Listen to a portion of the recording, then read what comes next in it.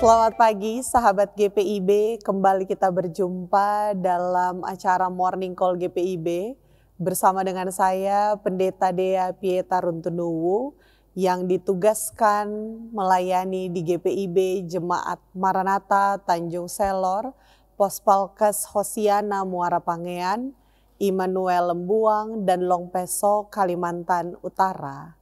Dimanapun sahabat GPIB berada, kita tentu bersuka cita menyambut anugerah hidup di hari yang baru ini, Kamis 25 September 2025. Karena itu bersama kicauan burung dan nyanyian alam di pagi yang teduh, mari kita mengarahkan hati kepada Tuhan, mengucap syukur sambil memohon rahmat dan hikmat-Nya menuntun perjalanan aktivitas kita di sepanjang hari ini. Kita hendak bersaat teduh sejenak bersama dengan Tuhan, membaca dan merenungkan firman-Nya. Mari siapkan Alkitab kita dan membaca dari teks 2 Tesalonika pasalnya yang pertama, ayat yang ketiga hingga ayatnya yang ke-10. Sebelumnya mari kita bersatu dalam doa, memohon bimbingan Roh Kudus. Mari berdoa. Ya Kristus Sang Sumber Hidup, terima kasih atas anugerah kehidupan di hari yang baru ini.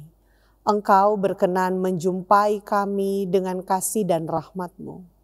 Tolonglah kami menjalani hidup di hari ini dengan bermakna. Karena itu, bekalilah kami dengan firman kehidupan ketika kami membaca dan merenungkan firman-Mu. Dan Roh Kudus kiranya menerangi batin kami semua, agar kami beroleh pemahaman yang benar dan kemampuan untuk menjadi pelaku firman yang setia di dalam nama Tuhan Yesus Kristus yang adalah Sang Firman itu sendiri. Amin. Sahabat GPIB yang dikasihi oleh Tuhan, firman Tuhan dari teks 2 Tesalonika pasalnya yang pertama, ayat 3 hingga ayatnya yang ke-10 di bawah perikop ucapan syukur dan doa menyatakan demikian. Kami harus selalu mengucap syukur kepada Allah karena kamu, saudara-saudara. Memang patutlah demikian, karena imanmu makin bertambah dan kasihmu seorang terhadap yang lain makin kuat di antara kamu, sehingga dalam jemaat-jemaat Allah kami sendiri bermegah tentang kamu karena ketabahan dan imanmu dalam segala penganiayaan dan penindasan yang kamu derita.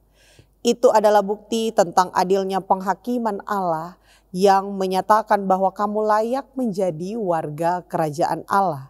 Kamu yang sekarang menderita karena kerajaan itu. Sebab memang adil bagi Allah untuk membalaskan penindasan kepada mereka yang menindas kamu, dan untuk memberikan kelegaan kepada kamu yang ditindas dan juga kepada kami pada waktu Tuhan Yesus dari dalam surga akan menyatakan dirinya bersama-sama dengan malaikat-malaikatnya yang penuh kuasa di dalam api yang bernyala-nyala dan mengadakan pembalasan terhadap mereka yang tidak mau mengenal Allah dan tidak menaati Injil Yesus Tuhan kita. Mereka ini akan menjalani hukuman kebinasaan selama-lamanya, dijauhkan dari hadirat Tuhan dan dari kemuliaan kekuatannya apabila ia datang pada hari itu untuk dimuliakan di antara orang-orang kudusnya dan untuk dikagumi oleh semua orang yang percaya. Sebab kesaksian yang kami bawa kepadamu telah kamu percayai.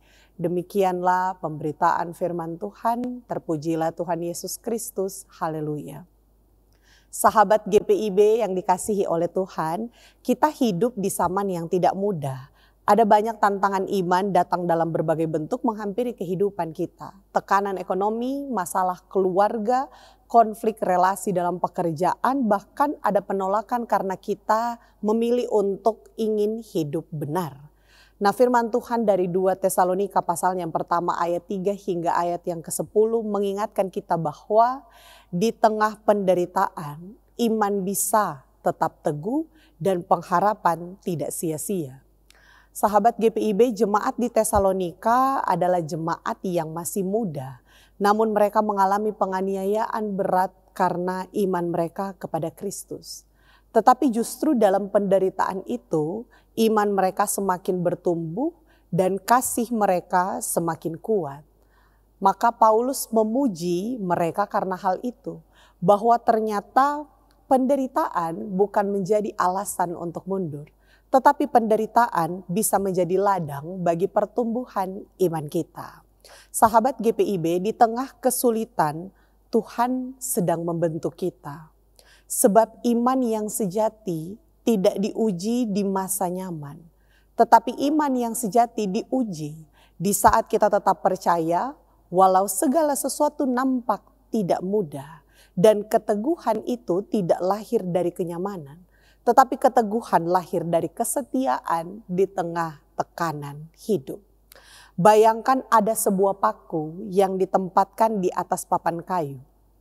Jika tidak ada tekanan, maka paku itu hanya tergeletak, paku itu tidak berguna dan mudah bergeser.